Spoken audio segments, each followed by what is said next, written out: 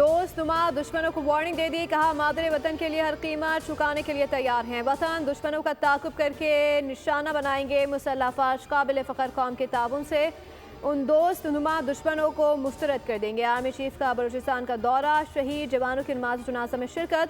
Governor और वजीर आला बलूचिस्तान के हमरा CMH आमा जख्मियों की अयादत की। सिक्योरिटी सूरत हाल पर जामे ब्रीफिंग दी गई। आर्मी चीफ बोले कि गैर मुल्की अकाव के आलाकार बनकर दहशत गर्दी को हवा देने वाले दोगले अनासर से आगाह हैं। शिकार के लिए शिकारी और बचाव के लिए शिकार के साथ चलने वाले हमारे लिए अजनबी नहीं। दोस्त नुमा दुश्मन कुछ भी कर ले, उन्हें शिकस्त होगी इंशाअल्लाह। और दूसरे सूबों से 3 जजेस का इस्लामाबाद हाई कोर्ट तबादला। लाहौर हाई कोर्ट से justice Sarfaraz Dogar, Sindh high court से जस्टिस खादिम हुसैन सोमरो और बलूचिस्तान हाई कोर्ट से जस्टिस मोहम्मद आसिफ को इस्लामाबाद हाई कोर्ट भेज दिया गया है। वज़ारत कानून ने तीनों जजेस के तबादले का नोटिफिकेशन जारी कर दिया।